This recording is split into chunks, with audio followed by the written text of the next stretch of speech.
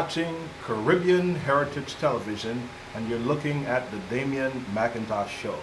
This is the show that focuses on inspiring our audience by helping them to stretch themselves and to maximize their potential.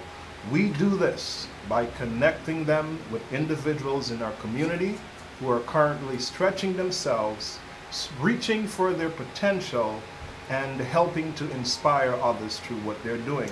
So I trust as you look at our show today that you will be inspired by our wonderful guest that we have here today. Just a little background on how we got connected. Just a few months ago, we had what was called the Miss New York Continental Pageant, which was done at Wingate High School. In fact, I must say this was my first opportunity getting a chance to be a judge on the show, and it was indeed a wonderful experience. Well, tonight we actually have the winner of that pageant here today, and it certainly gives me great privilege to interview Miss SHARRY SALOMON. Miss Salomon represented Georgetown, Guyana, and she was the winner for the pageant. And today we are here for a couple of reasons. One is the winners of the pageant, the winner as well as the first and second runner-up, they actually had the opportunity as winning to be a part of Caribbean Heritage Television and to be featured on our show. So this is all part of the winning package. And I know that you will find today's show a delight. Miss SHARRY SALOMON, welcome to the Damian McIntosh Show. You. It's our pleasure to have you. And we would like our audience to get a little familiar with you. In fact, I must say, you indeed look wonderful, as you did on the day of the show. And certainly, you know, you rose to the occasion and was selected as the winner for that event. Now, start off by just telling us a little bit about, you know, who you are in terms of where you're from, you know, and what country you represented, and what inspired you to be a part of this show. Okay, first of all, it's my pleasure being here. Thank you for having me here.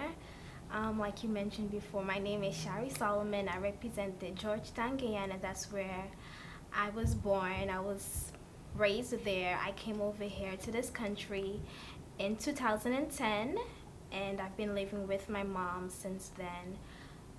The pageant was a really great experience. What inspired me to do the pageant was because to challenge myself, first of all, and to build my self-confidence, to build my self-esteem, to prove myself that you are not just what people say you are, you're more than what people say you are, and you're capable of doing things that you thought, you know, was impossible. So that was one of my reasons for being a part of the pageants. Excellent, excellent. Now, just tell us a little bit about, you know, the process. You know, I know that being a part of anything significant and just having the opportunity to compete, even as we have the Olympic Games going on right now, and many of the athletes prepared for the opportunity they're having right now. I know that the process was not easy. You know, what was the process like, and how did you adjust to it, especially based on your current schedule in terms of work, and I'm not quite sure if you are in school as well. Tell us a little bit about that. Oh my goodness, the process was, I must say, very challenging for me because I joined the pageant at a very late stage. The ladies were already being prepared and prepped months prior.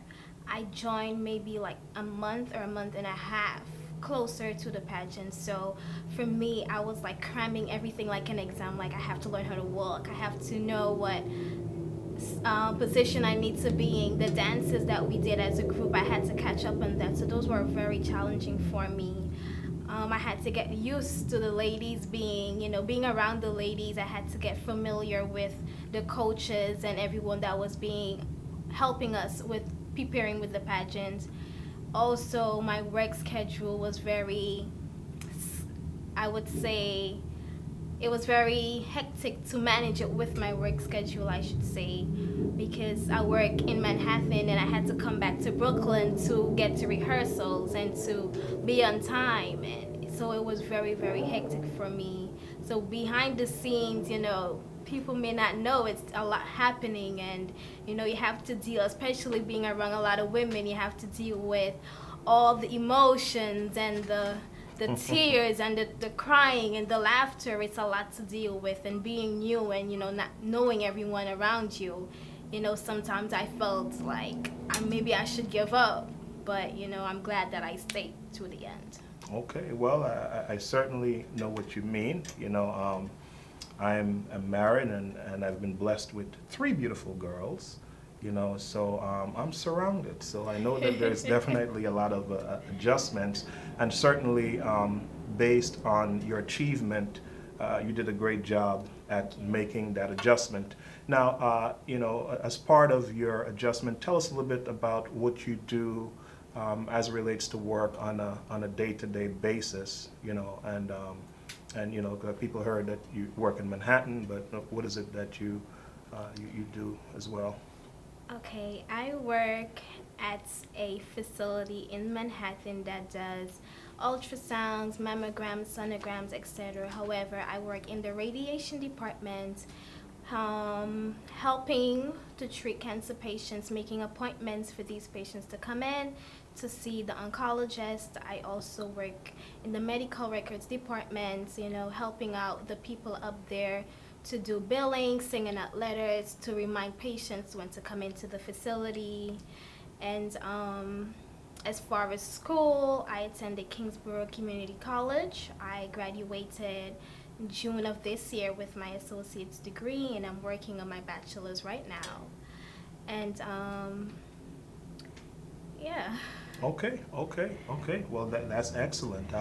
You're working, on your bachelor's. Ultimately, what area would you like to end up in as you complete that process? Well, my associate's degree was in chemical dependency, substance abuse counseling, with a minor in psychology. My bachelor's, I want to do a major in psychology and a minor in education, because I want to work with Board of Education, to work in high schools, to be a guidance counselor, and eventually have my own facility where I can, have one-on-one conversations with teens and maybe families, if I can, when I get to that point. Okay. All right. So, obviously you have great aspirations for the future, and all of that has to do with impacting the lives of others, because certainly that is an area that definitely needs to be addressed within our community. Right. And the more people we have involved in that area is the greater impact we can have. Now, just to segue back to the pageant, obviously, the process, how long was the process? And, as you go through now, I had the opportunity just a couple of months ago to interview Miss Yvonne Peters. And Miss Yvonne Peters, for those of you who don't know, is actually the founder of this particular pageant. The pageant has been running for the last 5 years. So this was the 5th year that the pageant was done. And she shared a little bit of insight of the purpose of the pageant, which was not just to, have young ladies have an opportunity to be able to, walk across the stage and to wear beautiful clothes, but also to empower them internally as they get an opportunity to grow inside. And as you grow inside, that comes out on the outside, right? So going through the process, apart from adjusting to the ladies and everything else, what would you say was some of the things that you learned while you were going through the process for the big day?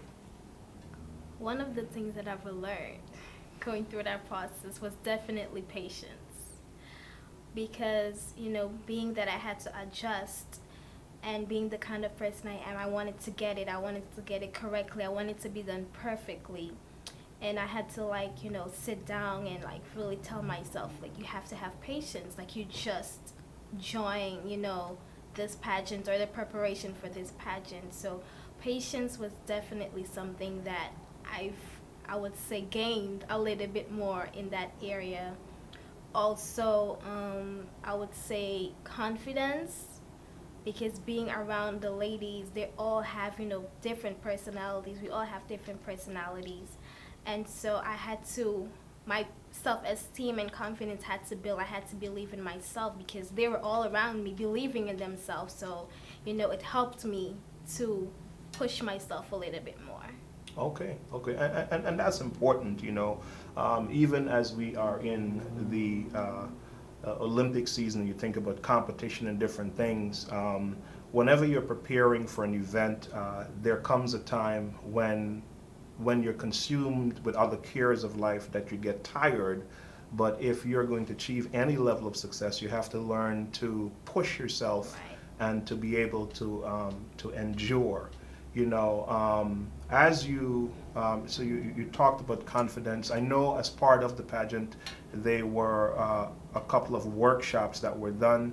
Were you able to be at any of the workshops? And if you were, was there something that you found that was helpful or an additive to the process of going through the pageant? Well, yes.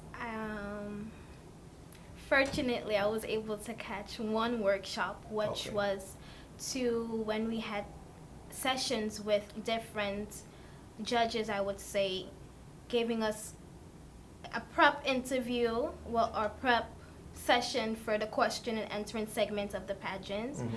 And I was able to do that, sitting down with each of the judges and them throwing different questions at me definitely had my mind going and thinking of a way to formulate these sentences and thinking about, how I'm going to answer it. It also gave me the opportunity to catch up on what's happening in our society and what's going on around us. Doing that, I was also able to come out on top, being able to answer the question.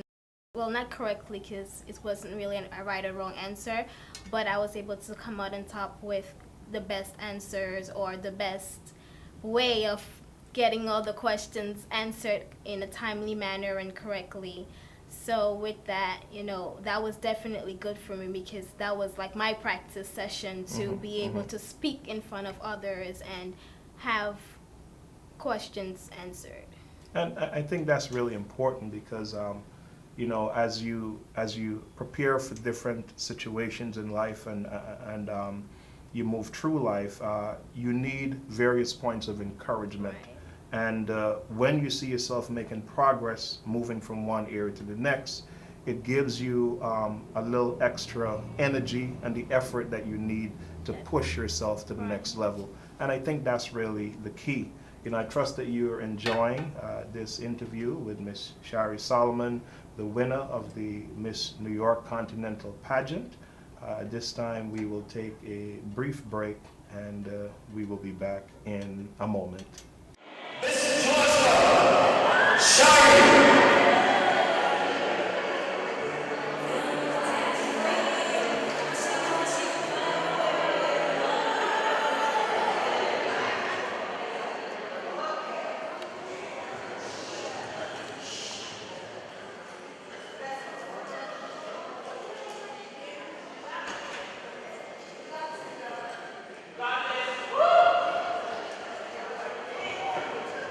Good evening. Your question is, do you believe in the right for public citizens to own firearms?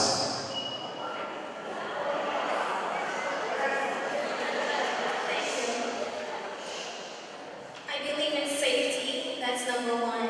I also feel that if you're carrying a firearm, that you have been licensed to carry it, which means that the license facility or the place that you went to get your license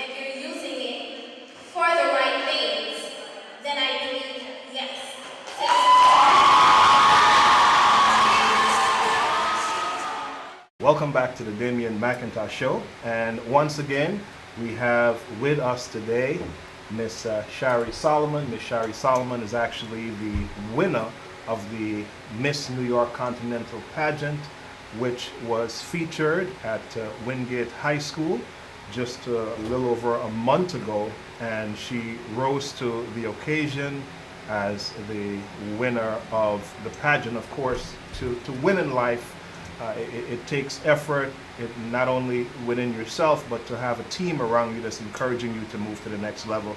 So, welcome once again, Ms. Salomon. Tell us a little bit, as we got further into the show, and it was just perhaps, a week or two away. What was the mindset like, as you got closer, as well as tell us a little bit about your support system. It's important that even as we get weary ourselves, that we have others in our life who are concerned about our well-being, that are giving us strength and encouragement to endure the process, especially as we get closer towards that. Tell us a little bit about that. Okay, well, I would say like 2 weeks prior to the pageant, I was definitely going crazy. Because, sometimes when we're close to something, that's when everything around us seems to go wrong. My hairdresser was nowhere to be found. My gown was somewhere trapped in the middle of, I'm not even exactly sure where. And I felt like maybe I'm not supposed to be a part of the pageant. Maybe I'm not supposed to do it. And so at one point I went to the president, Miss Eva, and I said, Miss Eva, I can't do this. Like, I don't got no hairdresser. I don't have no gown. What am I supposed to do now? And she kind of encouraged me, like, I'm pretty sure there's something else you can do. And, give me some encouraging words. But besides her, I would say my mother was definitely my biggest fan, my biggest supporter. Even after I explained to her about my gown, she went and she tried to get me another gown somewhere and put it together for me. And I also had the privilege of having my grandmother, my mother's mother, in this country with us at that time. So her being there was definitely very exciting for me, because that's like my favorite person on earth. And, she basically brought me up. So I was really happy that she was there on the pageant day to see me. And, being around my mother and grandmother really pushed me, really, made me want to do it even better, put my best foot forward so that I can make them proud. And, it's so great to have a legacy of encouragement. And, we see your mom in the picture, we see your grandmother in the picture. And, the support system is so essential in being able to move forward. So that's great. That's great. And take us in now to the day of, the day of the pageant. To me, it's like preparing for an exam, and the day is finally here. What was that? What was that experience like? And before you touch on that, from the way you speak and the way you express yourself, I can tell that, when it comes to yourself and your life, that, I can see your strength, coming out there from your faith or your belief. Tell us a little bit about, your belief and how that played a role in this whole process. Well, my belief system is really what brought me out from, I would say, a dark place into making me the person that I am today. Because if it wasn't for God, in which I believe in, I wouldn't be sitting here with you today. Because, as a young person, I've been through so much, when I came to this country. And, when you're coming from another country to the United States, people think it's a bed of roses. And, I wouldn't say that it's not. Some people do have the privilege of having everything, on a platter for them. Unfortunately for me, it wasn't that way.